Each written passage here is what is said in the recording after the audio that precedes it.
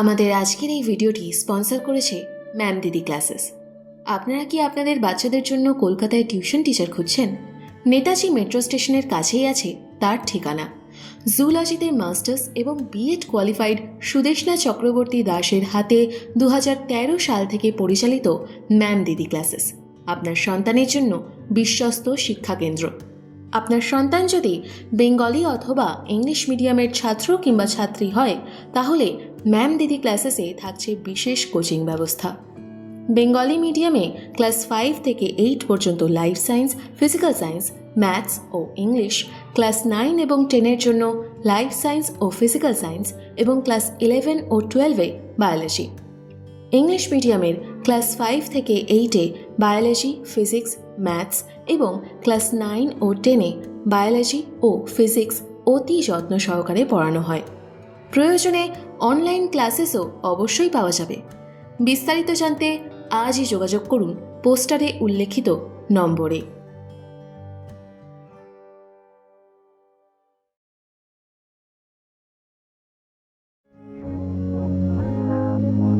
স্টোরিওলিক্স, ভালো থাকুন, ভালোবাসায় থাকুন।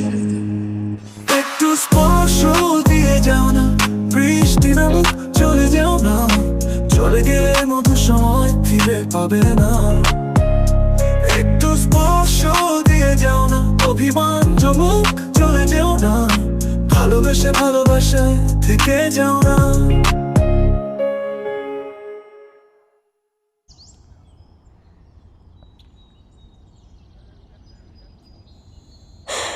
ভাগ্যিস সেদিন আমি চলে যাইনি। সেজু দিদির কথা শুনে ঠিক সময় পৌঁছেছিলাম, না হলে তো তুমি জিমিদাকে মেরেই ফেলতে। তোমার ভাগ্য ভালো জিমিদার পরিবার তোমাকে পুলিশে দেয়নি। জিমিদা তো পরে ক্ষমাও চেয়েছিল, মনে আছে? সে কি কান্না আমার হাত ধরে হাসপাতালে। উষার কথায় হুঁশ ফেরে অনিরুদ্ধর। আসলে উষার সাথে কথা বলতে বলতে পুরনো দিনগুলোয় ফিরে গিয়েছিল সে, সেই কলেজের দিনগুলো। উষার সাথে তার দেখা, প্রেম, উষার পিছিয়ে আসা, জিমি, সব একে একে মনে পড়ছিল তার। সেদিন জিমির শিরদাঁড়া ভেঙে ওকেও পারলে আগুনে ছুঁড়ে ফেলত। ঠিক সেই সময় উষা এসে ওকে না থামালে যে কি হতো অনিরুদ্ধ জানত না। সেদিন যখন অনিরুদ্ধ জিমির ঘাড়ে পা তুলে দিয়ে ধীরে ধীরে ওকে মৃত্যুর দিকে ঠেলে দিচ্ছে, ঠিক এমন সময় উষা এসে অনিরুদ্ধকে ধাক্কা মেরে সরিয়ে দেয়। তারপর সকলের সামনে সপাটে চড় মারে। সকলে এতক্ষণ ধরে অনিরুদ্ধর দিকে তাকিয়েছিল। এমন সময় উষার এই কাণ্ডে ক্যান্টিনে উপস্থিত সকলে চমকে যায়। তারপর সম্বিত ফেরায় সকলে মিলে ধরাধরি করে জিমিকে হাসপাতালে নিয়ে যায়। সেই দিনের পরে জিমি উষার হাত ধরে ক্ষমা চেয়েছিল। আনমনে গালে হাত বুলিয়ে অনিরুদ্ধ বলে, আমার মাথা কাজ করছিল না সেদিন। শুধু মনে হচ্ছিল যে মানুষটা তোর এত বড় সর্বনাশ করেছে, তার বেঁচে থাকার কোনো অধিকার নেই। তাই বলে মানুষটাকে মেরে ফেলবে? ইস, ও মরে গেলে এই যে লুকিয়ে লুকিয়ে প্রেম করে না, ঘুচে যেত। আর অতগুলো বই পুড়িয়ে দিলে যে, জিনিসপত্রের দাম নেই নাকি? কত দরকারি বই ছিল ওর কাছে জানো? বেশ করেছি, পুড়িয়ে দিয়েছি। কত সাহস ওর! হ্যাঁ, তোমার নামে উল্টোপাল্টা বলবে কেন? তাই বলে একেবারে মানুষ খুন করবে? আলবাত করব। যে তোমার নামে বাল বকবে, তোমাকে কষ্ট দেবে, তার ছাল ছাড়িয়ে নেব আমি। বলে পকেট থেকে সিগারেট বের করে ধরায় অনিরুদ্ধ। উষা নাক কুঁচকে অনিরুদ্ধর ঠোঁট থেকে সিগারেট বের করে ফেলে দিয়ে বলে, কতবার বলেছি আমার সামনে সিগারেট ধরাবে না, আর এখনও এত রাগ? সত্যি এত বছর হয়ে গেল, এতটুকু বদলালে না তুমি। কবে ম্যাচিওর হবে বলো তো? আর কে কি বললো তাতে কি কিছু আসে যায়? ভগবান লোককে মুখ দিয়েছেন বলার জন্য, আর লোকের কাজই বলা। তাই বলে লোককে ধরে পেটাবে? দরকার পড়লে পেটাবো। এই অনিরুদ্ধ সেনগুপ্ত নিজের বাপকে ছাড়া আর কাউকে ভয় পায় না। সেই জন্যই বিগত 2 বছর ধরে নিজের বাপকে বলতে পারছো না যে তুমি চাকরি করতে চাও। এই যে, ডোন্ট আন্ডার এস্টিমেট মি, ওকে? আমি চাইলে কিন্তু এখনই বলে দিতে পারি। বেশ, তাহলে এখনই তোমার বাবাকে কল করে বলো।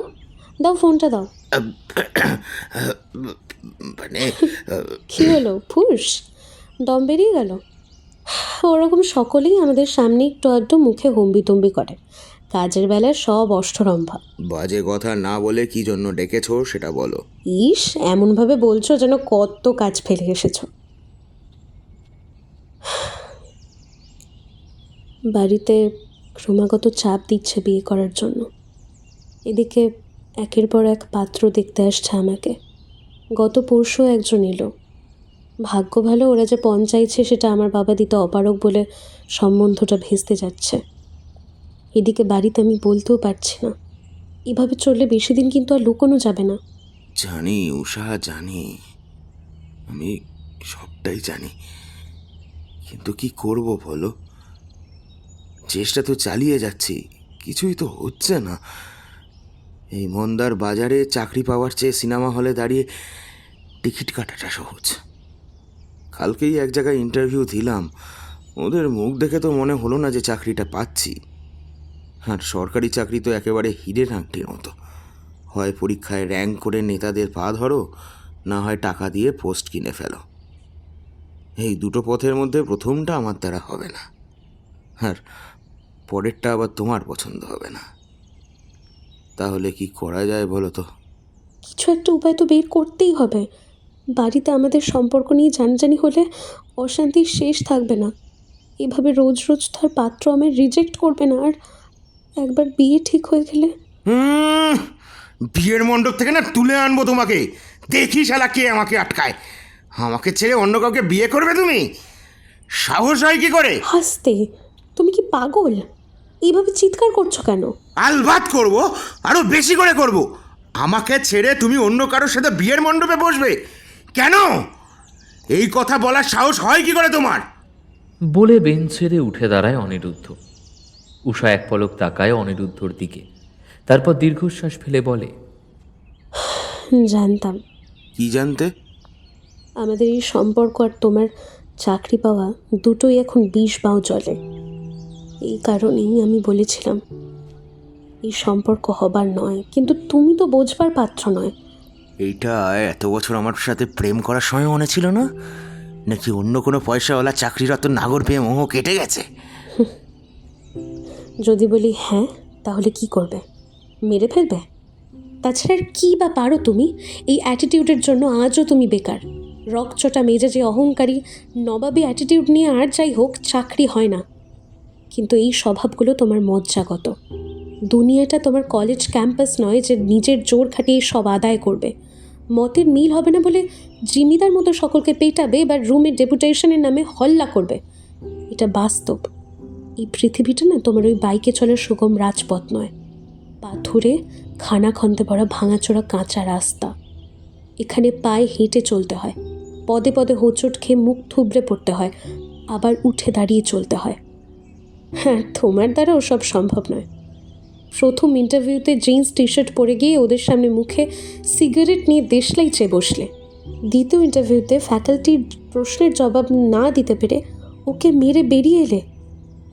তৃতীয় ইন্টারভিউতে সব ঠিক চলা সত্ত্বেও অ্যাপয়েন্টমেন্ট লেটারটা বন্ধুদের সাথে পার্টি করতে গিয়ে পুড়িয়ে দিলে। এত ক্যালেস তুমি যে চাকরির পরীক্ষার দিন মদ খেয়ে ঘুমিয়ে কাটিয়ে দিলে। তারপরেও বলছো নাকি তুমি চাকরি পাবে? হ্যাঁ, তো দম আসে কোথা থেকে তোমার? অনিরুদ্ধর মনে হয় কেউ যেন গালে সপাটে চড় কষিয়ে দিয়েছে। কান মাথা জ্বালা করছে তার।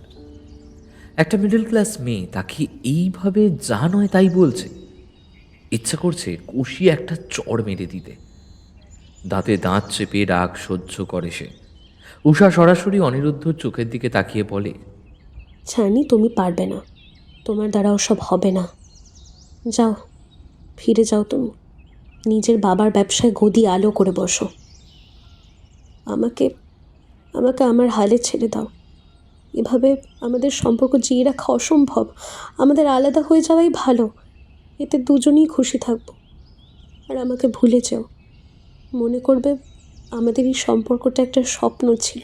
বলে উঠে দাঁড়ায় উষা। অনিরুদ্ধ আর সহ্য করতে পারে না। পেছন থেকে শক্ত করে উষার হাতটা পেছন দিকে মুচড়ে দেয়। কোথায় যাওয়া হচ্ছে? ছাড়ো আমাকে বলছি। ছেড়ে কোথায় যাওয়া হচ্ছে? শালি, এতদিন আমার সাথে প্রেমের ভান করে নাটক করে এখন নতুন নাগর পেয়ে আমাকে কাজকলা দেখানো হচ্ছে। বলা হচ্ছে আমাদের সম্পর্কটা স্বপ্ন মনে করে ভুলে যেতে। শালি তোকে আজকে আমি মেরেই ফেলবো। জিমি ঠিকই বলতো, তোদের মতো মেয়েরা টাকা বোঝে আর আর শুধু সম্পত্তি বোঝে, সরকারি চাকরি টাকরি সব ভান। আসলে নতুন নাগর জুটেছে না, তাই আমাকে তো কাটানোর প্ল্যান করতেই হবে। অনেক দিন ধরে দেখে যাচ্ছি তোর নাটক, আর নয় আজকেই তোকে আমি। কি করবে? রেপ করবে? মুখে অ্যাসিড ঢেলে দেবে নাকি আমাকে মেরে ফেলবে? অবশ্য তাও তুমি করতে পারো। বড়লোক বাপের ছেলে কি না? যে ছেলে মতের মিল না হওয়ায় লোকজনকে মেরে ফেলতে পারে, সেই ছেলে আমার মতো একটা মিডল ক্লাসের মেয়েকে অনায়াসে পৃথিবী থেকে লুপ্ত করে দিতে পারে। হ্যাঁ, আসল কথা কি জানো? বাইরে থেকে তোমরা যতটা সুদর্শন, ভেতর থেকে ততটাই কুৎসিত। বাইরে যতই ভালো সাজো না কেন, ভিতর ভিতর প্রত্যেকে নোংরা মনের মানুষ। তোমার আর জিমিদার মধ্যে কোনো তফাৎ নেই, দুজনেই একই মানসিকতার মানুষ। আমারই ভুল তোমার ডাকে সাড়া দিয়ে এগিয়ে আসা, তোমার সাথে মিশা, তারই মাসুল দিতে হবে। রেপ করবে তো চলো, ওই দিকের ঝোপে চলো, তারপর মনের সুখে আমাকে রেপ করে পাথর দিয়ে আমার মাথাটা থেতলে দেবে। ভয় নেই, যতই যন্ত্রণা দাও না কেন আমি যাবো না। কথাটা শোনা মাত্র উষার গালে কষিয়ে চড় মারে অনিরুদ্ধ। আচমকা আঘাতের ধাক্কা সামলাতে না পেরে মাটিতে আছড়ে পড়ে উষা। দাঁতে দাঁত চেপে পাশে থাকা কৃষ্ণচূড়া গাছের গুঁড়িতে ঘুষি মেরে নিজের রাগটা ছেড়ে ফেলে অনিরুদ্ধ। তারপর ঝুঁকে উষাকে তুলে বেঞ্চে বসিয়ে দেয়। মাটিতে পড়ে গিয়ে উষার কপালের এক পাশে আঘাত লেগে রক্ত জমাট বেঁধে গেছে। জায়গাটা হালকা নীলচে দেখাচ্ছে। গালেও হাতের 5 আঙুলের দাগ পড়ে গেছে। পকেট থেকে রুমাল বের করে পার্কের ট্যাপ কলের জলে ভিজিয়ে এনে উষার মুখে লেগে থাকা ধুলোবালি পরিষ্কার করে ব্যথার জায়গাটায় চেপে ধরে রক্তটা সচল করার জন্য। এত কিছুর পরেও উষা নীরব হয়ে বসে থাকে, যেন কিচ্ছু হয়নি। অনিরুদ্ধ উষার মুখটা মুছে নতজানু হয়ে উষার সামনে বসে পড়ে। তারপর হাউ হাউ করে কাঁদতে কাঁদতে উষার কোলে মুখ গুঁজে। উষা নির্বিকার হয়ে বসে থাকে।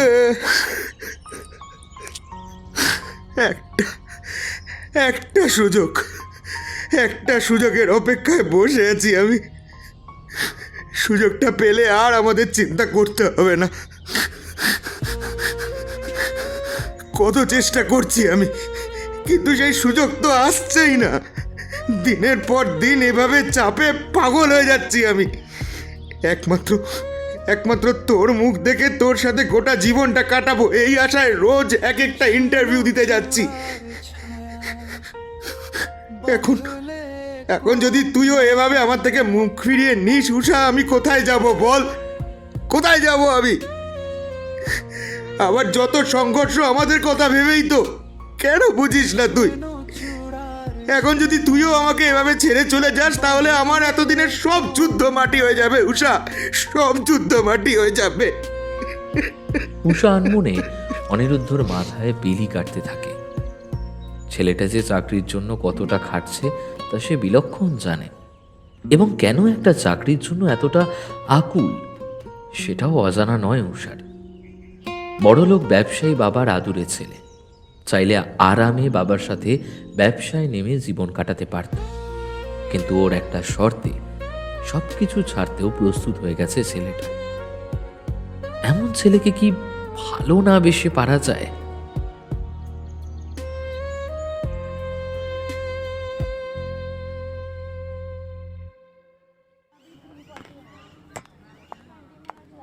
উষা দাঁড়াও, তখন থেকে শুধু পালিয়ে বেড়াচ্ছ। আমি কি বাঘ ভাল্লুক না পুলিশ, হ্যাঁ, যে এভাবে আমাকে দেখলেই ভয় পালাচ্ছিস?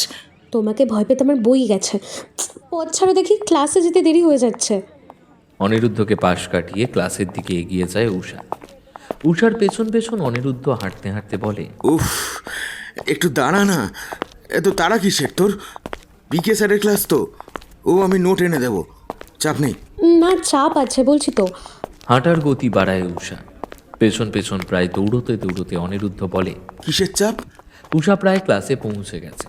ক্লাসে ঢোকার আগে সে বলে, পরে বলবো। প্রায় 2 ঘন্টা পরে কলেজের মাঠে দুজনকে দুদিকে বসে আছে। একজন বইয়ের পাতায় মগ্ন, অপরজন সিগারেটের ধোঁয়ার রিং ওড়ানোয়। তবে একজনের গোমড়া মুখ দেখে মনে হয় সে অপরজনের কোনো কাজে আহত হয়ে অভিমান করে বসে আছে। অপরজনের অবশ্য তাতে কোনো ভ্রুক্ষেপ নেই। সে বইয়ের পাতাতে মগ্ন। বেশ কিছুক্ষণ চুপ করে থাকার পর সিগারেটটা শেষ করে ছুঁড়ে ফেলে মাঠের ওপর। ভেবেছিল উষা হাই হাই করে উঠবে এই নোংরা মাটিতে শুতে দেখলে, কিন্তু উষা তখনও এক মনে বই পড়ে চলেছে দেখে বাধ্য হয়ে সব অভিমান জলাঞ্জলি দিয়ে অনিরুদ্ধ বলে উঠল, ধুস, এত কি পড়িস বলতো তুই? সারা দিন দেখছি কোনো না কোনো একটা বই সব সময় মুখের সামনে ধরা। শেষমেশ জিমির ভূত তোর ওপরও চাপলো না কি রে? এর উত্তর আমার চেয়ে বেশি তুমিই জানবে। সামনেই ফাইনাল সেমিস্টারের পরীক্ষা। এখন যদি না পড়ি তাহলে কখন পড়বো? রাখতো, এত পড়ে কি হবে? হ্যাঁ, আচ্ছা, পরীক্ষা নিয়ে এত চিন্তা তো? আমি কোয়েশ্চেন পেপার। অনিরুদ্ধর মুখের কথা মুখেই থেকে গেল। উষা ঝট করে তাকিয়েছে অনিরুদ্ধর দিকে। উষার চোখের দিকে তাকিয়ে লজ্জায় পড়ে গেল অনিরুদ্ধ। উষা ভ্রু কুঁচকে ভৎসনার চোখে তাকিয়ে বলল, লজ্জা করেনি এই কথাটা বলতে? এই তুমি কলেজের সিনিয়র ছাত্র? ছি ছি অনি, শেষমেশ তুমি কিনা কোয়েশ্চেন পেপার চুরি করতে চাইছো? এই দেখো, চুরি করতে চাইছি কবে বললাম? আরে আমি বলছি যে তেমন হলে চুরি করা যাবে। না, করবে না। আমি করতে দেব না। পরীক্ষায় ফেল করলে ফেল করব, কিন্তু কোনো রকম চিটিং করব না। আরে আমি তো কথার কথা বলেছি, সত্যি সত্যি করবো নাকি? তুইও যেমন। কথাটাও বলবে না। আমি চাই না আমার কেরিয়ারে আর কোনো দাগ লাগুক। মনে রেখো অনিরুদ্ধ সেনগুপ্ত, তোমার জন্য যদি আমার কেরিয়ারে কখনো দাগ লাগে, তোমাকে আমি কোনোদিনও ক্ষমা করব না। বলে আবার বইতে মুখ গোঁজে উষা। অনিরুদ্ধ কিছুক্ষণ বসে থাকার পর আলতো করে বলে, উষা, তুই আমার উপর শুধু শুধু রাগ করছিস, জানিস তো? আরে আমি তো জাস্ট কথার কথা বলছিলাম। আমি জানি যদি আমি কোনোদিন পেপার চুরি করেও আনি, তুই কোনোদিনই সেই পেপার ফলো করবি না, বরং এমন ব্যবস্থা করবি যাতে সেই পেপারে কেউ পরীক্ষাই দিতে না পারে। তা জানোই যখন, তাহলে এরকম কথা বলে আমাকে রাগিয়ে দাও কেন? সত্যি বলবো, কারণটা কিন্তু সেই 90s বাংলা সিনেমার ডায়লগের মতো শোনাবে। হ্যাঁ, বাবা, তুমি আবার বাংলা সিনেমাও দেখো নাকি? এক সময় দেখতাম, এখন মনে পড়লে মনে হয় কেন যে দেখতাম। তাই সত্যিটা কি শুনি? রাগলে না তোকে ভীষণ কিউট লাগে, জানিস তো? কথাটা শোনার পর কিছুক্ষণ স্থির হয়ে বসে থাকে উষা। তারপর হো হো করে হেসে ফেলে। ইস, এর চেয়ে না বলতেই পারতে। কি বাজে লাগলো শুনতে। আমি তোমার সানলাইট মার্কা অ্যাডের লাইন এটা। আমি জানতাম এই নিয়ে খিল্লি হবে। ধুর, ওইসব ফ্লাটিং টাটিং আমার দ্বারা হয় না। তাই বলেই বস্তা পচা ডায়লগ ছাড়বে? ও মা গো, পেট ব্যথা করছে আমার হাসতে হাসতে। ওবি আবার কপাল উষা, না হলে এরকম প্রেমিকা জোটে? কতদিন পর প্রেমিকাকে প্রেম নিবেদন করলাম, কোথায় লজ্জা পাবি তা না, উল্টে হেসে গড়িয়ে পড়ছিস। কপাল কপাল কপাল। তা হাসবো না তো কি করবো শুনি? তুমি যেমন ফ্লার্টিং পারো না, তেমনই নিকুপুষু প্রেম আমারও পোষায় না। কাজেই ওসব ডায়লগ দিয়ে আমাকে পটাতে পারবে না। তাহলে কি করিলে আপনার হৃদয় পাবো দেবী? অত বার খাওয়াতে হবে না। ইস, কি ভাষা হয়েছে রে তোর! কি করব, মোর প্রেমিকের সঙ্গদোষের জোর। আমি নিরাপরাধ ধর্মাবতার, আমার দোষ নাই। ওই ক্লাসের টাইম হলো, আমি পালাই।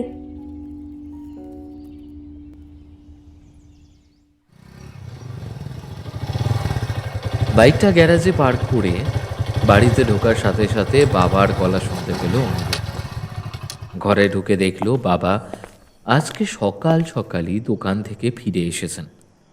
ড্রয়িং রুমের সোফায় বসে তার দিকে অপলকে তাকিয়ে আছেন। পাশে দাদা বিব্রত মুখে বসে, ঠাকুমা সোফার আরেক পাশে থমথমে মুখ করে বসে আছেন। অনিরুদ্ধর বাবাকে পাত্তা না দিয়ে চুপচাপ দেওয়ালের হুকে বাইকের চাবি ঝুলিয়ে নিজের ঘরের দিকে এগোতেই শুনতে পেল বাবার গম্ভীর কণ্ঠস্বর, দাঁড়াও অনি, তোমার সাথে কয়েকটা কথা ছিল। অনিরুদ্ধ থমকে দাঁড়ালো। ধীর পায়ে ব্যাপারখানা আঁচ করতে করতে এগিয়ে এলো ড্রয়িং রুমে। বাবা তখনও তার দিকে এক দৃষ্টিতে তাকিয়ে। সে আরও কাছে এগোতেই তিনি বললেন, বসো। অনিরুদ্ধ সোফায় বসার পর কিছুক্ষণ তার দিকে তাকিয়ে বাবা জিজ্ঞেস করলেন, কাল থেকে তুমি আমার সাথে দোকানে বসবে। অনেক ঘোরাঘুরি, পড়াশোনার নামে অনেক রংবাজি হয়েছে, আর নয়, এবার থেকে সব বন্ধ।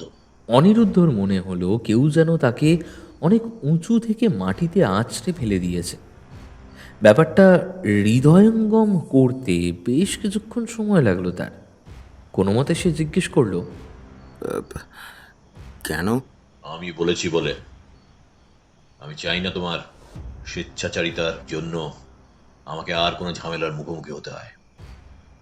বাপের হোটেলে থেকে বাপের পয়সায় খেয়ে আর ঘোরাঘুরি করতে হবে না। কিন্তু আমার চার্টার্ড অ্যাকাউন্টেন্সি? থামো, আর গুল গল্প দিতে হবে না, তোমার মিথ্যে ধরা পড়ে গেছে। আহ, ও বাইরে থেকে এসেছে, স্নান করে ফ্রেশ হয়ে আসুক, তারপর না হয় খেতে বসে ধীরে সুস্থে। তুমি চুপ করো মা, বাপ ছেলের মাঝে একটাও কথা বলবে না তুমি। তোমার আশকারাতেই ও এত বড় স্পর্ধা দেখিয়েছে। কিছু বলতে গেলেই সব সময় তুমি ওকে আড়াল করে গেছো। তোমার আশকারা না হলে ও এত সাহস পায় কোত্থেকে? এক সেকেন্ড, ঠাকুমার সাথে ওভাবে কথা বলছো কেন? কি হয়েছেটা কি? আমি এমন কি করেছি বাবা যেটায় তোমার মুখ দেখানো দায় হয়ে গিয়েছে? কি করেছি আমি? কি করেছো? বাহ, আবার বড় মুখ করে জিজ্ঞেস করছো আমাকে? হ্যাঁ, আমার মান সম্মান একেবারে ডুবিয়ে দিয়েছো তুমি। আহা, কি করেছি সেটা বলবে তো। ফাঁসির আসামিকেও সাজা দেওয়ার আগে তার অপরাধ সম্পর্কে জানানো হয়। এখানে আমার জীবন নিয়ে এত বড় সিদ্ধান্ত নেওয়ার আগে আমি জানবো না যে কি কারণে এই সিদ্ধান্ত নিতে হলো তোমাকে? কথাটা শোনা মাত্র পকেট থেকে একটা খাম বের করে অনিরুদ্ধর দিকে ছুড়ে দিয়ে ওর বাবা গর্জে ওঠেন, বেয়াদব ছেলে, বাপের নাম ডুবিয়ে চাকরি করতে যাবে তুমি? হ্যাঁ, লোকের 5 মাস খাটবে? বড্ড লায়ক হয়ে উঠেছো না তুমি? এতক্ষণে সবটা পরিষ্কার হয় অনিরুদ্ধর কাছে। সে চট করে খামটা খুলে ফেলে, ভেতর থেকে বের করে আনে অ্যাপয়েন্টমেন্ট লেটারটা। পড়তে পড়তে মনের ভেতরে একটা আনন্দের ঢেউ খেলে যায় তার। অবশেষে সে পেরেছে একটা চাকরি, যে কোনো একটা হোক, তাও একটা সরকারি চাকরি। মুহূর্তের মধ্যে ড্রয়িং রুম, ঠাকুমা, দাদা, বাবা চোখের সামনে থেকে উবে গেল। সে নিজেকে আবিষ্কার করলো কফি হাউসে। তার সামনের চেয়ারে বসে আছে উষা, এক দৃষ্টিতে চেয়ে আছে কফির কাপের দিকে। খিরে, হাঁ করে বসে আছিস কেন? খা। ও, বুঝেছি, কফিটা ভালো হয়নি না? সত্যি কফি হাউসের কফির মানটা না দিন দিন কেমন হয়ে যাচ্ছে। এমান না না, কফি ঠিক আছে। তাহলে তাহলে তুই খাচ্ছিস না কেন? খাচ্ছি তো।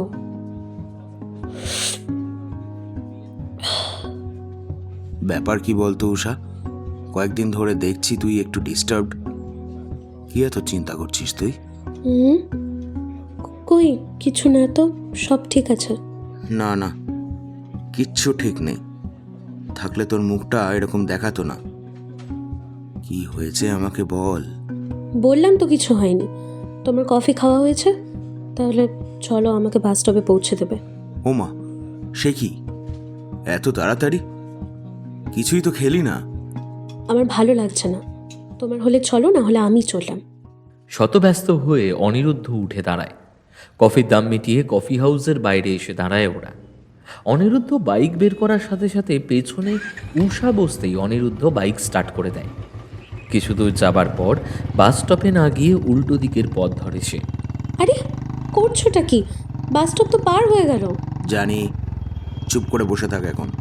আমি তোকে ঠিক সময় পৌঁছে দেবো, এখন বিরক্ত করিস না। উষা বুঝতে পারে অনিরুদ্ধ আজ ওকে সহজে ছাড়বে না, পেটের কথা বলিয়ে ছুটি দেবে। উষা শান্ত গলায় বলে, বাইক থামাও, আমি নেমে যাচ্ছি অনিরুদ্ধ। অনিরুদ্ধ বাইকের গতি বাড়িয়ে দেয়। উষা শক্ত করে জড়িয়ে ধরে অনিরুদ্ধকে, কাঁপা অথচ শান্ত গলায় বলে, অনিরুদ্ধ, আমার ভয় করছে, বাইক থামাও বলছি। অনিরুদ্ধ জবাবে বাইকের গতি আরও বাড়িয়ে দেয়। উষা আরও ভয় পেয়ে চেপে ধরে অনিরুদ্ধর জামাটাকে, কিন্তু অনিরুদ্ধর কোনো বিকার নেই। সে প্রবল গতিতে বাইক চালিয়ে যাচ্ছে। বেগতিক দেখে অবশেষে উষা বলে, আচ্ছা আচ্ছা বেশ, বলছি কি হয়েছে, আগে বাইকটা থামাও। অনিরুদ্ধ বাইকের গতি কমিয়ে এগোতে থাকে। বেশ কিছু দূর যাওয়ার পর একটা পার্কের সামনে বাইকটা দাঁড় করায় অনিরুদ্ধ। উষা চট করে নেমে দাঁড়ায়। অনিরুদ্ধ বাইকটাকে পার্কিংয়ে রেখে উষার দিকে তাকিয়ে বলে, ভেতরে কথা বলার অনেক জায়গা আছে, সেখানে কেউই আমাদেরকে ডিস্টার্ব করবে না। বলে উষার সাথে সাথে পার্কের ভেতরে ঢোকে। পার্কের ভেতরটা বেশ ছিমছাম, নিরিবিলি। চারিদিকে সবুজ জানা অজানা গাছে ঘেরা পার্কটা। একপাশে বাচ্চাদের খেলার জন্য নানান রকম দোলনা, স্লিপার এইসব রয়েছে। রাস্তার ধারে কয়েকটা স্টিলের বেঞ্চ পাতা, তার মধ্যে একটায় বসে অনিরুদ্ধরা। এখন দুপুরবেলা বলে পার্কে তেমন ভিড় নেই।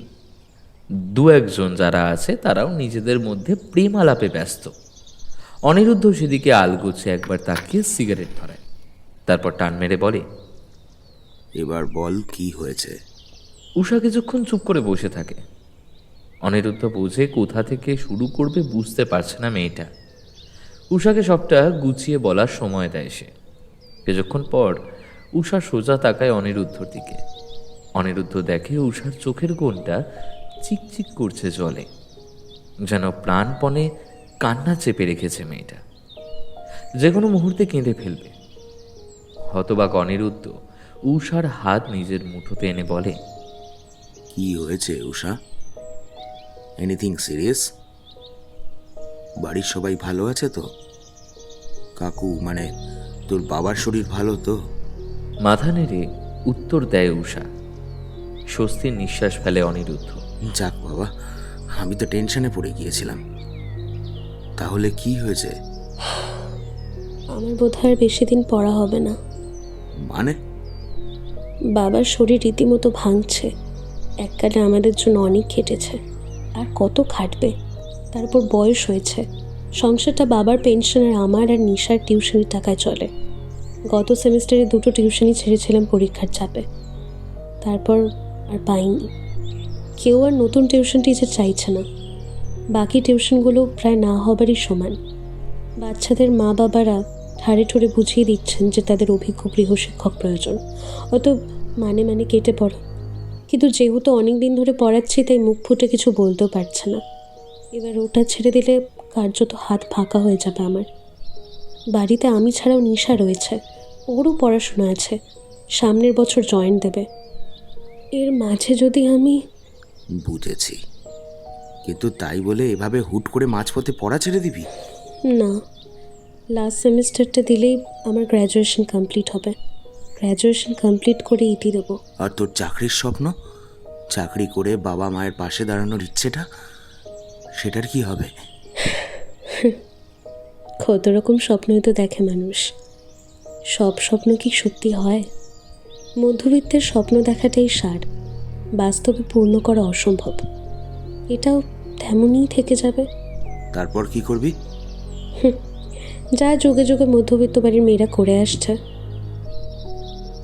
কন্যাদায়গ্রস্ত বাপ মাকে মুক্তি দেব। মানে তুই বিয়ে করবি? কাকে? যার সাথে মা বাবা ঠিক করবে। What the fuck? আর আমাদের সম্পর্কটা? ভালো স্বপ্ন মনে করে ভুলে যেতে হবে দুজনকে। এই কারণেই আমি কোনো রকম সম্পর্ক চাইনি তোমার সাথে। তুমিই কাছে এসেছিলে। অনিরুদ্ধর মনে হয় তার মাথায় যেন বাজ পড়ল। তার মনে হয় কেউ তাকে মাটিতে আছড়ে ফেলেছে।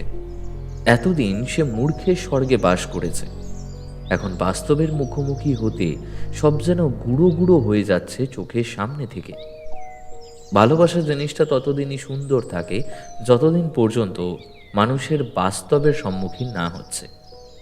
অনিরুদ্ধ কিছুক্ষণ মাথায় হাত দিয়ে বসে থাকে, তারপর হঠাৎ বলে, বাড়িতে জানে আমাদের সম্পর্কে? নিশা বাদে কেউ জানে না। সেদিন নিশা আমাদের দেখে কিছু একটা আন্দাজ করেছিল বোধহয়, তারপর সবটা জানতে পারে, কিন্তু বাড়িতে জানায়নি। বেশ, আজ বাড়ি ফিরে কাকিমাকে জানিয়ে দিবি। মানে কি বলতে চাইছো তুমি? মানে কাল আমি ঠাম্মিকে নিয়ে তোদের বাড়ি আসছি, তোকে বউ করে নিয়ে যেতে। পাগল হয়ে গেছো তুমি? কি বলছো, কোনো খেয়াল আছে তোমার? কেন, ভুল কি আছে এতে? বাড়িতে জানাজানি হলে কি হবে ভেবেছ?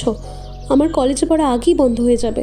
পড়াশুনো করতে গিয়ে কলেজে প্রেম করছি জানলে পাড়া প্রতিবেশীরা এমনিতেই বাঁকা কথা শোনে। তারপর জানাজানি হলে না না, তা হয় না। তারপর বাবা আমাদের সম্পর্ক মানবে না। সে কি? কেন? যারা ব্যবসা করে কিংবা দোকান বা কারখানা আছে তাদের বাবা সহ্য করতে পারে না। কেন?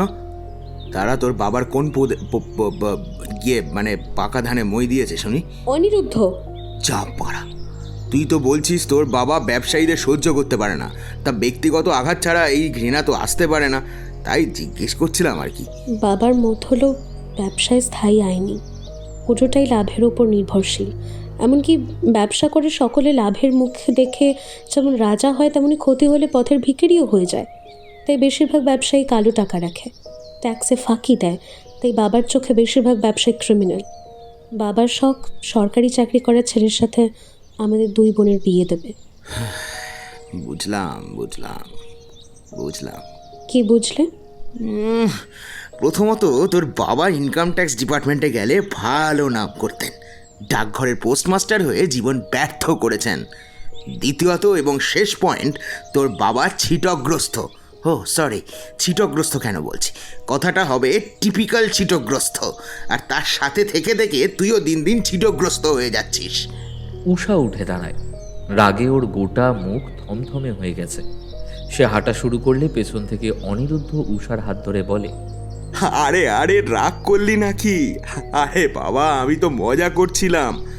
আচ্ছা বাবা, শ্বশুরমশাইকে আর ছিটগ্রস্ত বলবো না, হয়েছে? এবার বস, একটা আইডিয়া এসেছে। তোর বাবার চাকরিওয়ালা ছেলে পছন্দ তো?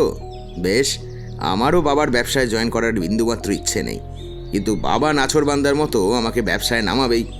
একটা রিজন খুঁজছিলাম বাবাকে থামানোর, মনে হয় এতে দুজনের বাপই থামবে, বুঝলি? আচ্ছা, আমি যদি চাকরি পেয়ে তোর বাবার সামনে হাজির হই, তাহলে তো ওনার কোনো আপত্তি নেই, তাই তো? মানে কি বলতে চাইছো তুমি? তুমি চাকরি করবে? ইয়েস মাই লাভ, ইয়েস, চাকরি করব। তুমি আর চাকরি, ব্যাপারটা কেমন শোনাচ্ছে না? মানে সচিনকে সিজন বল দিয়ে ফুটবল মাঠে বাস্কেটবল খেলতে বলা হচ্ছে, এরম ব্যাপার হয়ে গেল, তাই না? এই প্ল্যান চলবে না। আলবাত চলবে, বাজি লাগাতে পারিস। চাকরি মুখের কথা নয়, আর জীবনটা না কলেজ নয় যে গায়ের জোরে সব পেয়ে গেলে। বেশ, দেখা যাবে, আমি চাকরি পেয়েই দেখাবো। কি বাজি রাখবি তো বল? অনিরুদ্ধ, আমি বাজি লাগাচ্ছি, যদি 5 বছরের মধ্যে আমি চাকরি না পাই, তাহলে বাবার ব্যবসায় যোগ দেব, আর তোর বিয়েতে সবচেয়ে বড় বোকেটা আমিই পাঠাবো। কিন্তু চাকরি পেলে তুই কি করবি? উষা থমকে তাকায় অনিরুদ্ধর দিকে। ছেলেটা অন্যদিন এতটা কনফিডেন্স নিয়ে কথা বলে না, আজ এতটা দৃঢ় প্রতিজ্ঞ কেন? অবশ্য একটা চমৎকার হোক সেও চায়, কিন্তু দেখাই যাক না কি হয়। কিছুক্ষণ ভেবে বলে, তুমি যা চাইবে তাই পাবে। কথা দিচ্ছিস? দিলাম। পরে পিছিয়ে যাবি না তো? প্রশ্নই ওঠে না। 5 বছর পর না পারলে আমাদের সম্পর্কটার কি হবে? সকলের যা হয়, ব্রেকআপ, চিরকালের মতো। আমরা একে অপরের অচেনা হয়ে যাব চিরকালের মতো। এই বাজিটা শুধু আমাকে পাবার বাজি নয়, আমাদের সম্পর্কটাকে পণ করে বাজি। জিতলে ঠিক আছে, হারলে আমি তোমাকে চিনব না।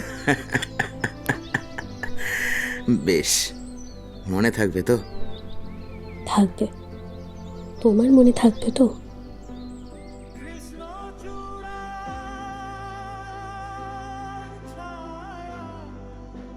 প্রশ্নটা ক্রমাগত তাকে ধাক্কা দিতে দিতে বর্তমানে ফিরিয়ে আনে। অনিরুদ্ধ দেখে সে ড্রয়িং রুমে বসে আছে। চিঠিটা আরেকবার পড়ে মন খারাপ হয়ে গেল অনিরুদ্ধর। তাহলে দিনটা এসেই গেল অবশেষে। সোজাসুজি সে তাকালো তার ঠাকুমার দিকে। অপমানে, আত্মগ্লানিতে, কষ্টে মানুষটা এতটুকু হয়ে গেছে। মনে আছে ওদের মাকে কি কথা দিয়েছিলে? ছেলেদের মানুষ করবে, আর এই তোমার মানুষ করা নমুনা। হ্যাঁ, হঠাৎ মাথায় আগুন চেপে যায় তার। উষাকে সে কথা দিয়েছিল আর সে কোনোদিন ঝগড়া করবে না, কিন্তু কতক্ষণ ঠাকুমাকে এইভাবে অপদস্থ হতে দেখা যায়? সে ঠিক করলো আর নয়, আজই এসপার নয় ওসপার করে ছাড়বে। ভাবতে ভাবতে সে উঠে দাঁড়ালো সোফা থেকে। 1 মিনিট, ব্যাপারটা কি? ঠাকুমাকে খামোখা কথা শোনাচ্ছ কেন? একটি কথা বলবে না তুমি? চুপচাপ ঘরে যাও। না, যাব না। ঘরের সদস্য হিসেবে আমারও কিছু মতামত আছে। তাছাড়া আমি কচি খোকা নই। একজন প্রাপ্তবয়স্ক হবার দরুন আমার জীবন নিয়ে আমার নিজস্ব মত আছে। তুমি এভাবে নিজের মত আমার ওপর আমার ইচ্ছে ছাড়া চাপিয়ে দিতে পারো না বাবা। আমি দাদা নই যাকে ম্যানিপুলেট করে ইমোশনাল ব্ল্যাকমেল করে ব্যবসায় নামাতে পারবে, বুঝেছো? এত বড় বড় কথা, হ্যাঁ? চাকরিপে লায়ক হয়ে গেছো না? আমি তোমাকে বলে অনিরুদ্ধকে সপাটে চড় মারেন তার বাবা। চড়টা খেয়ে স্বাভাবিক গলায় অনিরুদ্ধ বলে, আমাকে যত খুশিই মারতে পারো, কিন্তু মারলে তো আর সত্যিটা মিথ্যে হবে না গো বাবা। দাদা স্কুলে টপার ছিল। আমাদের স্কুলে সবচেয়ে হাইয়েস্ট মার্কস দাদার। এমনকি কলেজে পরপর 3 বছর টপারের সিট দাদার দখলে ছিল। সেই মেধাবী ছেলেটা হঠাৎ ফাইনাল পরীক্ষায় সাপ্লি পেল। এটা বিশ্বাসযোগ্য? তুমি বলো, এটা সম্ভব বাবা? চুপ করনি, বাবার মুখে মুখে কথা বলিস না। তুই চুপ কর। এতদিন একটা মিথ্যে ভয় নিয়ে বেঁচে আছিস তুই। তোর কি মনে হয় মানুষটা সত্যি বিষ খাবে? বলো বাবা, বলো, সেদিন তুমি দাদার ঘরে ঢোকোনি? দাদাকে ভয় দেখাওনি? ভুল বুঝিয়ে ম্যানিপুলেট করনি? সেদিন তুমি ভেবেছিলে আমি ঘুমিয়ে আছি না? কিন্তু সেদিন আমি সবটা শুনেছিলাম বাবা, সবটা। সেদিনই বাবা হিসেবে তোমার প্রতি সব শ্রদ্ধা আমার শেষ হয়ে গেছে, জাস্ট শেষ হয়ে গেছে। বাবা মায়েরা সন্তানের জন্য অনেক ত্যাগ স্বীকার করে থাকেন, এসবই শুনে এসছি এতকাল। তারা যা করেন সন্তানের মঙ্গলের জন্য করেন, এটা আমি মানি। কিন্তু কোনো বাবা নিজের দায়িত্বের বোঝা জোর করে নিজের সন্তানের কাছে চাপিয়ে দেন না। নিজেকে শেষ করে দেবেন এরকম ভয় সন্তানকে দেখানো না। কিন্তু তুমি নিজের ব্যবসার জন্য এগুলো সব করেছো বাবা, এগুলো সব করেছো। তাতে ভুল কোথায়? তো দাদা পাশ করলে বিলেতে যেত, সেখানকার পড়াশুনো আমাদের ব্যবসার কোন কাজে লাগতো শুনি? আমি ইনভেস্ট বুঝি। বেকার কটা সস্তার রদ্দি কাগজের জন্য টাকা খরচ করা আমার হাতে নেই। তো দাদাকে বলেছিলাম বলে আজ ব্যবসাটা বেড়েছে। তুই আয়, তাহলে 3 বাপ বেটায় 6 হাতে রোজগার করবি। আর দাদার মতো স্বপ্নকে বিসর্জন দিয়ে দেবো, তাই তো? দোষ, তোরা একদম তোদের মায়ের মতো হয়েছিস। Emotional fool. ব্যবসা ইমোশন চলে না। রক্তের সম্পর্ক, মনের ইচ্ছে অনিচ্ছা চলে না। চলে শুধু প্রফিট আর কাস্টমারদের ম্যানিপুলেট করে রাইভালদের টেক্কা দেওয়ার স্কিল। এই যে এতদিন কলেজে সময় নষ্ট করলি, ব্যবসায় লাগালে কত টাকা আসতো জানিস? উফ, সারাদিন শুধু প্রফিট, টাকা আর প্রফিট। তোমার জীবনে আর কোনো লক্ষ্য নেই না? বেশ, একটা প্রশ্নের উত্তর দাও, তাহলেই আমি চাকরি ছেড়ে দিয়ে তোমার সাথে দোকানে বসবো। এই অফিস, ব্যবসা আর আমাদের পরিচিতি বাদ দিলে তুমি কি? তোমার অস্তিত্ব কি বাবা? তোমার পরিচয় কি? সেনগুপ্ত ইন্ডাস্ট্রি বাদ দিলে আমরা কারা? আমাদের পরিচয় কি? লোকে আমাদের আলাদা করে চিনবে কি করে? আমাদের ড্রাইভারের পরিচয় আছে, সে একজন ড্রাইভার। সিকিউরিটি গার্ডেরও পরিচয় আছে একটা। কিন্তু তোমার পরিচয় কি? পরিচয় আছে তোমার? কে তুমি বাবা? তোমাকে মিডিয়ায় বলা হয় সেনগুপ্ত ইন্ডাস্ট্রির বর্তমান কর্ণধার। ব্যাস, ওইটুকুই তোমার পরিচয়, আর কিছু না? এই যে দাদা, ওর কি পরিচয়? ঠাকুমা আর মায়ের পরিচয় তারা সেনগুপ্ত পরিবারের পুত্রবধূ। এছাড়া তাদেরকে লোকে আর কি নামে চেনে? পার্টিতে গেলে লোকে এতদিন বলতো দ্য সেনগুপ্তাস আর কামিং। এছাড়া কি আর কোনো পরিচয় নেই? ধরে নাও সেই পরিচিতি পাওয়ার জন্যই, সেই পরিচিতিকে খোঁজার জন্যই এই চাকরিটা আমি করছি, যাকে লোকে সেনগুপ্তরা না বলে একটা স্পেসিফিক নামে আমাকে ডাকে। নিজেকে প্রতিষ্ঠিত করতে আমার এই পদক্ষেপ, বুঝলে বাবা? কোনো সিনেমা দেখে এসছো নাকি? কলেজে নাটক ফাটক চলছে? এত বড় বড় ডায়লগ বেরোচ্ছে না? পরিচালককে আর অভিনেতাকে একসাথে পুরস্কার দিতাম ভাবছি। উফ, আমি তো কোনো সিনেমার কথা বলছি না বাবা। অবশ্য তোমার মনে হলে আলাদা ব্যাপার। আমি শুধু আমার বংশের ঐতিহ্য ফলো করেছি। মানে? মনে আছে বাবা, তুমিই গল্প করেছিলে, বলেছিলে তোমার ঠাকুরদার বাবা জমিদার বংশের সন্তান। সেন রাজাদের রক্তের একটা ধারা নাকি আজও আমাদের ধমনীতে বহমান। তোমার ঠাকুরদার বাবা জমিদারি ছেড়ে ব্যবসা করতে চাওয়ায় জমিদার বংশে অশান্তি লেগেছিল। শেষমেশ অবশ্য তিনি সফল হন। হ্যাঁ, কিন্তু কোন মূল্যে মনে আছে তো? তা সেটা চুকাতে পারবে? এত বড় বড় বাতেলা বাড়ির বাইরে গিয়ে টিকবে তো? স্থির হয়ে যায় অনিরুদ্ধ। মানেটা পরিষ্কার তার কাছে। বাবা তাকে বাড়ি থেকে তাড়িয়ে দেবেন, ত্যায্য পুত্র করবেন তাকে। চোখ বুজে কিছুক্ষণ নিজেকে সময় দেয়, তারপর ধীর পায়ে চলে যায় নিজের ঘরে। জানতাম পারবে না। আরে মুখে ন্যায়ের কথা। বড় বড় দার্শনিকের ভাষণ ঝাড়া সহজ, কাজের বেলা সকলের ফেটে চাড় হয়ে যায়। বাপের টাকা অবলম্বন করে টোটো করে ঘুরে যে ছেলে, তার মুখে মধ্যবিত্তের বস্তা পচা ডায়লগ মানায় না। ওসব সিনেমাতে হয়। যে নিজেই আত্মনির্ভর নয় সে নাকি আমাকে জ্ঞান দিচ্ছে। আমাকে কনভিন্স করতে যা করেছো, এই এফোর্টটা ব্যবসা লাগিয়ে দেখাও না। আমিও দেখব কত প্রফিট হয়। আমাকে জ্ঞান দিতে এসেছে দুদিনের ছেলে।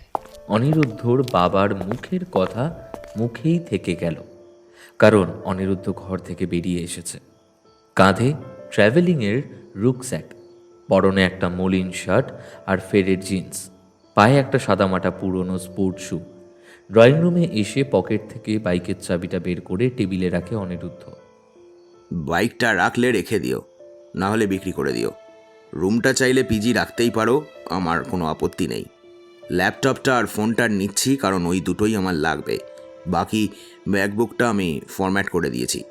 রুমটা পিজি হিসেবে ইউজ করতেই পারো, আগেই বলেছি। এমনকি আসবাবগুলোও। জামা কাপড় কয়েকটা নিয়েছি কারণ ওগুলোও আমার লাগবে।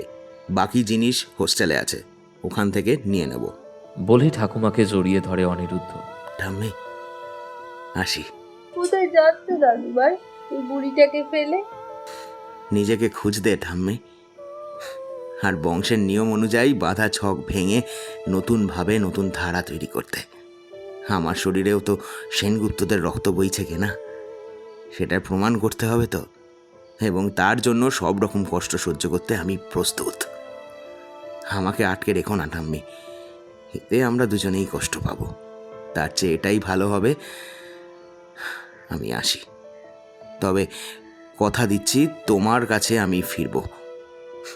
হয় নিজেকে প্রমাণিত করে বিজয় বিক্রমে ফিরব, না হলে পথ ভোলা ঘরের ছেলে হিসাবে। ততদিন পর্যন্ত অপেক্ষা করতে পারবে তো ঠাম্মি? শেষ কথাটুকু বলতে গিয়ে গলা কেঁপে ওঠে অনিরুদ্ধর। এই পরিবারে দাদা ছাড়া একমাত্র ঠাকুমাই ওকে ভালোবাসত। ঠাকুমার কোলেই সে মানুষ। ঠাকুমার ইদানিং শরীরটা ভালো যাচ্ছে না। ঠাকুমার কিছু হলে দাদা আর ও একা হয়ে যাবে। পারবো পারবো, যাও নিজের মতো করে বাঁচো জীবনটাকে। প্রমাণ করে দাও তো তুমি সেনগুপ্ত বাড়ির ছেলে। আমি আশীর্বাদ করছি তুমি সফল হবে। তারপরে বুড়িটার কথা মনে পড়লে না হয় ফিরে এসো। ধরা অথচ দৃঢ় গলায় অনিরুদ্ধর কপালে একটা চুমু খেলেন তিনি। অনিরুদ্ধ তাকে প্রণাম করে উঠে দাঁড়ালো। দাদাকে জড়িয়ে ধরে বলল, দাদা চললাম রে। আয়, যেটা আমি পারিনি তুই করে দেখা ভাই। জানবো তোর হয়ে আমি সেসব করেছি। ঠাম্মি আর বাবাকে নিয়ে ভাবতে হবে না, ওদের জন্য আমি রইলাম। জীবনে কখন দরকার পড়লে ফোন করিস, আমি চলে আসব। বাবা যতই বলুক, এ বাড়ির দরজা তোর জন্য সবসময় খোলা আছে আর ভবিষ্যতেও থাকবে। অনিরুদ্ধ তার দাদাকে আরেকবার জড়িয়ে ধরে সদর দরজার দিকে এগোয়। পেছন থেকে শুনতে পায় বাবার কণ্ঠস্বর। যাচ্ছ যাও, আমিও দেখবো এই অ্যাডভেঞ্চার কতদিনে টেকে। 3 মাসের মধ্যে তুমি ফিরে আসবে, এই আমি বলে রাখি।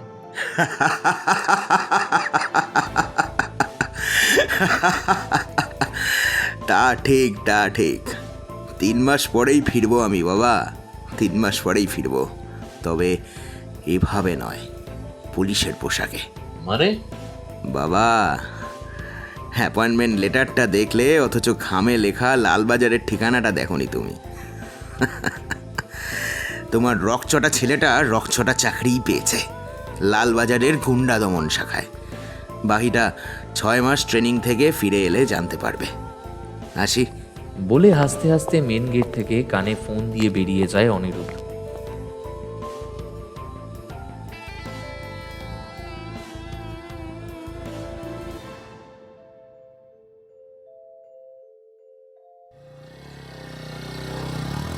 বাইকটা নিয়ে উষাদের বাড়ির প্রায় পৌঁছে গেছে এমন সময় বাইকটা ঘু ঘু শব্দ করে থেমে গেল। অনিরুদ্ধ অনেক চেষ্টা করলো, কিন্তু না, বারবার কিক মেরেও স্টার্ট হচ্ছে না বাইকটা। নিজের বাইক হলে চাপ হতো না, কিন্তু সেটা সে ছেড়ে এসেছে। এটা একটা বন্ধুর বাইক, মনে হচ্ছে পেট্রোল শেষ, কিন্তু এখনো যে উষার বাড়ি অনেকটা দূরে। তুই চাই। বাইকটা রাস্তার ধারে দাঁড় করালো অনিরুদ্ধ। যে করেই হোক পাত্রপক্ষের আগে পৌঁছতে হবে। অবশেষে সে জিতে গেছে, খবরটা দিয়ে বিবাহ প্রস্তাবটা দিতে হবে। ফোনে অনেকবার ট্রাই করেছে, কিন্তু জবাব পায়নি। হয়তো ছেলে দেখতে আসবে তাই ব্যস্ত। মেসেজ করে বলতে পারত, কিন্তু খবরটা শোনার পর ওর উষার রিয়াকশন মিস করতে চায় না। উফ, প্রায় 1 মাস পর দেখা হবে দুজনের। কতদিন উষাকে দেখেনি সে, আর দেরি করা যাবে না বলে বাইকটা লক করে অনিরুদ্ধ দৌড়তে লাগলো উষাদের বাড়ি লক্ষ্য করে। উষা সেজে বসেছিল নিজের ঘরে, আর কিছুক্ষণ পর পাত্রপক্ষ এসে পৌঁছবে। সে ঠিক করলো আর সে এদের ফেরাবে না, অনেক হয়েছে, আর না। অনিরুদ্ধকে 1 মাসের সময় দিয়েছিল সে, সেই 1 মাস শেষ হতে আর মাত্র 15 মিনিট বাকি। এখনো অনিরুদ্ধ একটা চাকরি জোগাড় করতে পারেনি। বাড়িতে সবার সাথে যুদ্ধ করতে করতে সে ক্লান্ত। 2 ঘন্টা আগে মেসেজটা করার পর অনিরুদ্ধ অনেকবার ফোন করেছে, কিন্তু সে পাত্তা দেয়নি। এবার বোধহয় ওদের আলাদা হওয়াই উচিত, এতেই বোধহয় ওদের দুজনে ভালো হবে।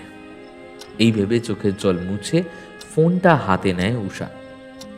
ঘষা ঘষা স্ক্রিনে দেখাচ্ছে অনিরুদ্ধর নাম, পাশে 25টা মিসড কলের চিহ্ন। নাম্বারটায় মেসেজ করে সে, আর একসাথে আমাদের পথ চলা হলো না। এই জন্মের বাকি পথ না হয় পরের জন্মে হেঁটে নেব।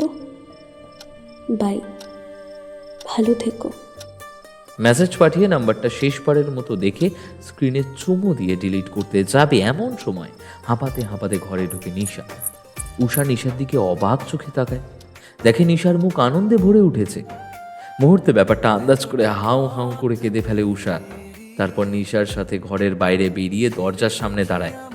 আর এখানেই আমাদের গল্পের ইতি ঘটে। জানি ভাবছেন, ইস, এরকম একটা চরম জায়গায় গল্পটা শেষ হয়ে গেল। কিন্তু কি করব বলুন তো, আমাদের দৈনন্দিন জীবনে দেখা শোনা এরকম হাজারো গল্প থাকে, যাদের শুরুটা জানা থাকলেও শেষটা আমরা জানতে পারি না। মাঝে মাঝে কিছু জিনিস অজানা থাকাই ভালো। বরং চলুন না একসাথে কল্পনা করা যাক উষার সাথে অনিরুদ্ধর শেষ পর্যন্ত মিল কিভাবে হলো। শেষটা আপনারাই কল্পনা করুন দেখি। কৃষ্ণ চূড়ার ছায়ায় বসে তোমার চোখের মায়ায় ফেসে এতটা পথ পেরিয়ে সে সব ভাঙনি মুছে যাও হেসে।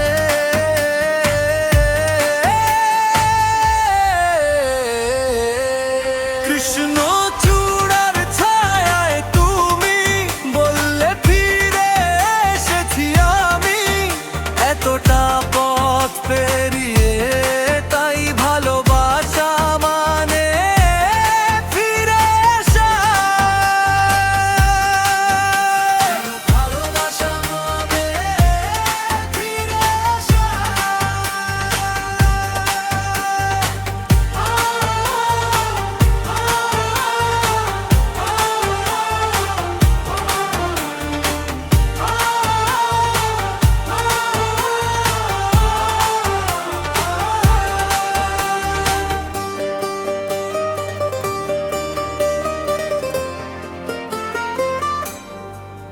যত দূরেই যাই আমি শেষে তোমাতেই ফিরি।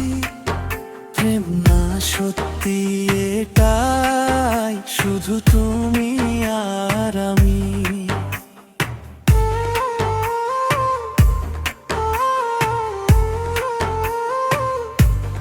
কৃষ্ণ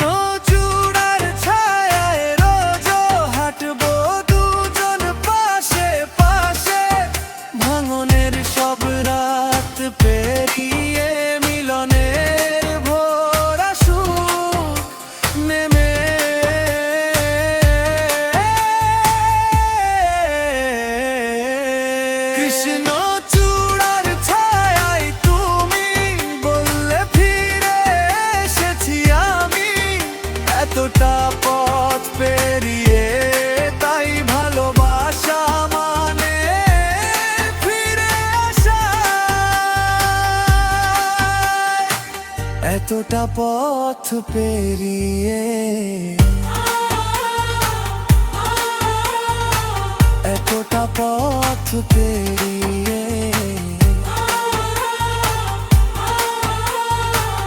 এতটা পথ পেরিয়ে দুজন রয়ে যাব দুজনের হয়ে